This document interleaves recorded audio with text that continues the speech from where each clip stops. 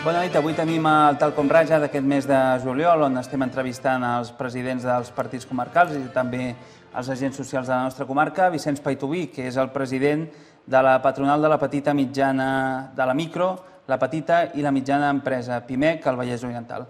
Vicenç, bona nit. Bona nit. Ja portem 2 anys parlant de crisi econòmica, portem 2 anys amb l'atur pujant, amb el número d'empreses baixant i ara sembla que també amb la conflictivitat social pujant perquè tenim una vaga general convocada.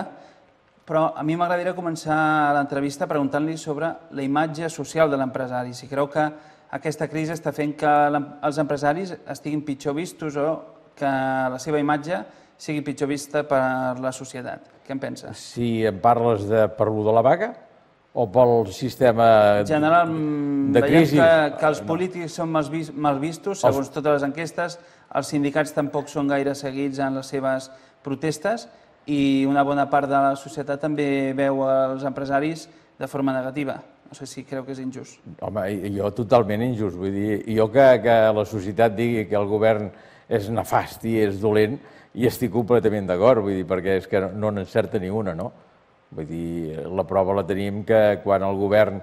I quan parlo del govern parlo del central i del d'aquí, perquè del d'aquí tampoc no és que puguem estar massa contents, perquè entre ells no es posen mai d'acord amb res, no? Vull dir que aquí també ens fa falta ens manca un lideratge molt fort i molt valent per tirar endavant el país.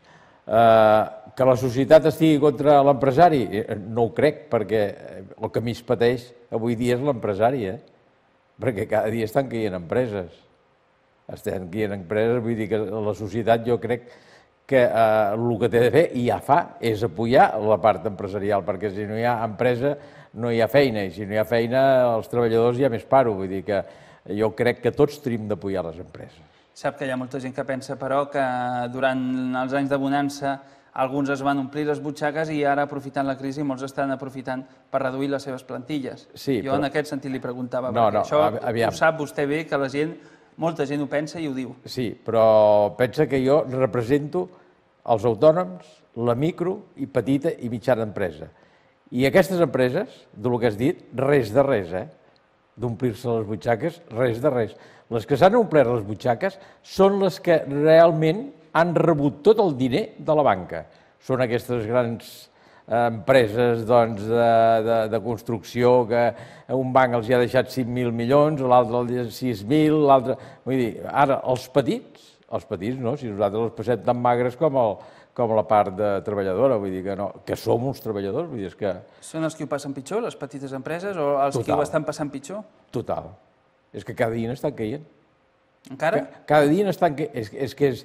I en cauran per una senzilla raó. No hi ha diner. No hi ha diner. Després, si vols, parlarem de la morositat, que això arreglarà alguna cosa, no? Però ara, de moment, no hi ha diner. I vas al banc, i no és que et diguin que no tenen diners, però busquen totes les excuses per no deixar-te diners, perquè si en tenen, se'ls guarden.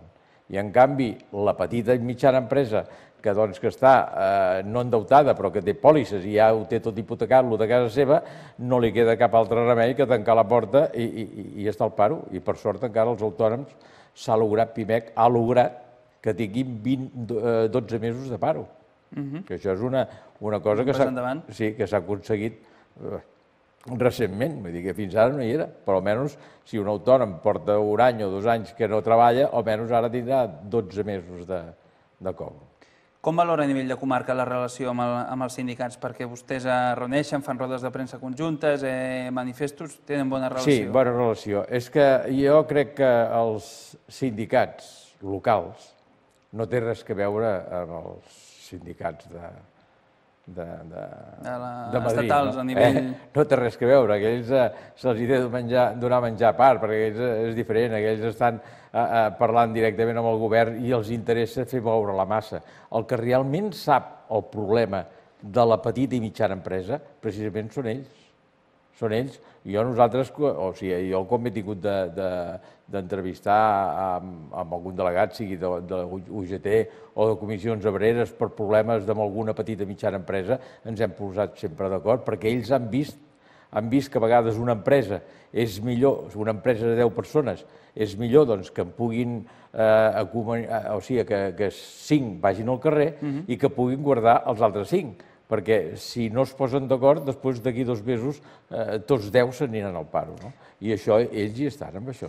Fins i tot tenen acords de col·laboració, si no m'equivoco, per nivell de formació, amb comissions obreres, a la comarca i tal. Correcte. Tot i així, vostè com a representant de les petites empreses també pensa coses, evidentment, de les que ells no estaran d'acord i ells pensaran coses que vostè, i una de les que durant totes les tertúlies que hem fet, que vostè ha assistit i ha dit, és que a les petites empreses la negociació havia de ser individual, és a dir, entre empresari i treballador. Completament d'acord, completament d'acord. Mira, jo no estic d'acord amb els convenis, amb els grans convenis que hi ha. Ara ha sortit el conveni del metall, s'ha pujat un 2,80. Vull dir, molt bé, per la SEAT poder els hi pot anar bé això, però una empresa del RAM, jo presideixo el gremi d'instal·ladors, doncs una empresa petiteta que no té feina, home, no se li pot apujar el sou, amb tots els respectes i amb tota la necessitat que pugui tenir el personal, no es pot apujar. Després el que es tindria de fer, crec, al meu entendre, és que una empresa sempre tingués l'entente amb el treballador. I si el director de l'empresa o l'empresari és tal com té de ser, doncs en temps de bonances, doncs no esperarà que hi hagi un conveni perquè li pugi el sou, sinó que ell mateix ja li pujarà perquè el treballador li doni més rendiment i que tot... Perquè, aviam, el treballador, o sigui, l'empresa, el que vol és tenir content el treballador perquè el treballador treballi a gust i li tregui la feina. I pel que fa a les administracions, als ajuntaments, en aquesta crisi són més part del problema o són més part de la solució? Com a mínim aquí a la nostra comarca. Mira, avui són problema. L'administració és un problema. Sí, és problema, i tot i que sortint la llei de la morositat, tot i havent sortit la llei de la morositat, ells no ho podran complir. Ells no ho podran complir. Ells saben que el 2013, tindran de pagar a 30 dies, però els bancs necessitaran bastants anys per posar-se al dia. I ara ja tindrien de pagar a 50 dies.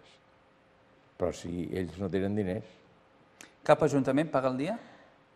Bé, jo tindria de dir una cosa i tirar una llança a favor de l'Ajuntament de Granollers, que és el més gran que hi ha aquí, i el que jo sé, perquè n'he parlat bastant, doncs és un ajuntament que està molt bé i està al dia amb el pago, no?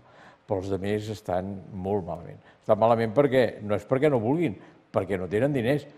En part és culpa seva, perquè en temps de bonances van fer coses que no tenien d'haver fet i van agafar molt personal. Avui dia l'empresa més gran que hi ha en un poble petit que hi és l'administració, l'Ajuntament. Vull dir que tampoc no té cap sentit, això.